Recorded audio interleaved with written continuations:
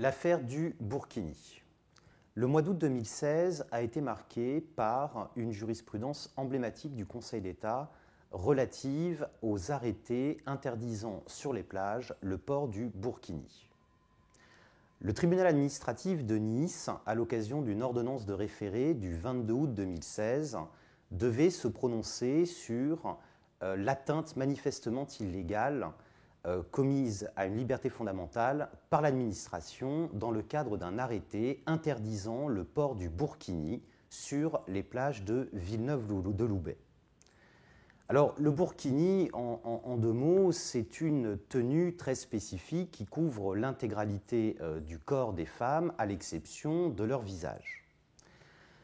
Le tribunal administratif de Nice, pour justifier la légalité de l'arrêté et donc rejeter l'argument selon lequel cet arrêté porterait une atteinte manifestement illégale à une liberté fondamentale, s'est fondé sur un motif tout à fait original. Il a en effet considéré que les plages ne sont pas un lieu adéquat pour exprimer de façon ostentatoire des convictions religieuses et que, à la suite des attentats islamistes subis en France, le port du burkini suscite des risques de troubles à l'ordre public. Nous sommes donc en face d'une argumentation qui est originale et qui s'inscrit dans un mouvement de dématérialisation de l'ordre public. Alors, ce mouvement de dématérialisation de l'ordre public, on le sait, a été très largement accéléré par la jurisprudence du Conseil d'État sur les atteintes à la dignité depuis l'affaire de 1995 sur le lancer de nains. Mais depuis, la dignité ne faisait plus vraiment parler d'elle. En fait, les affaires à l'occasion desquelles le Conseil d'État concluait à une atteinte à la dignité étaient extrêmement rares. En 2014, à la suite de l'affaire Dieudonné, le principe de dignité a connu un nouvel élan. Et on peut se demander si le tribunal administratif de Nice ne s'est pas engouffré dans cette brèche, n'a pas suivi l'accélération de la jurisprudence. La deuxième raison de cette ordonnance et de cette rédaction originale, c'est bien évidemment le contexte des attentats et principalement de l'attentat du 14 juillet 2016 sur la promenade des Anglais. Le Conseil d'État devait donc, le 26 août 2016, se prononcer sur l'ordonnance du TA. Ce que l'on peut dire, c'est que le Conseil d'État a choisi ici de revenir à une interprétation beaucoup plus traditionnelle de l'ordre public. En quelque sorte, on peut dire qu'il met un coup de frein, à défaut d'un coup d'arrêt, un coup de frein à la dématérialisation de l'ordre public et à la conception purement spéculative de l'ordre public. Le juge administratif va ici rappeler le cadre de la légalité des mesures de police des plages. Il rappelle tout d'abord, premier point, que ces mesures doivent être circonstanciées, c'est-à-dire circonscrites en temps et en lieu. Qu'est-ce que cela signifie ? Cela signifie que la police ne peut pas prendre des normes abstraites, générales et intemporelles.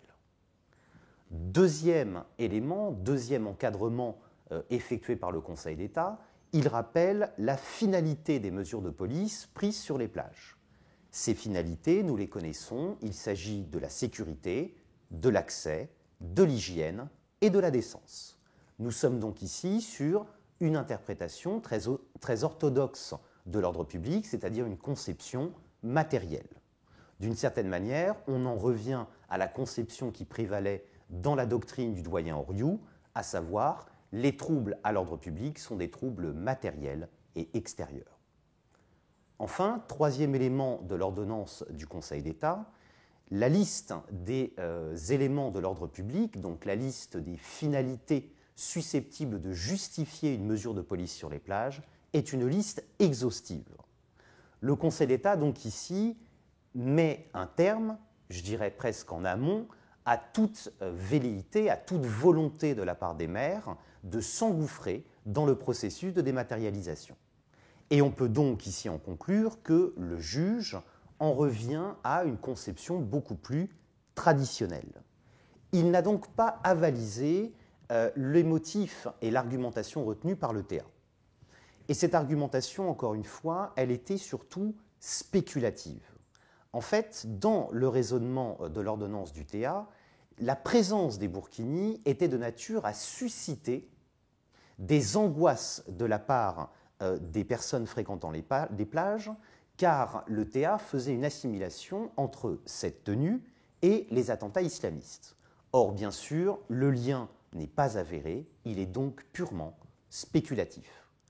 Donc, le fondement de la mesure n'est lui-même pas légal, mais en tout état de cause, le risque de trouble à l'ordre public, lui, n'est pas non plus établi. Voilà ce que l'on pouvait dire sur cette emblématique affaire du burkini. Attention, dans un cas pratique, on peut tout à fait imaginer que le sujet reprenne cette affaire tout en la modifiant légèrement, notamment en modifiant la tenue en elle-même.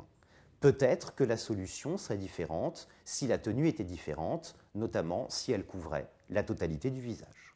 Attention donc dans l'application et l'interprétation de cette jurisprudence.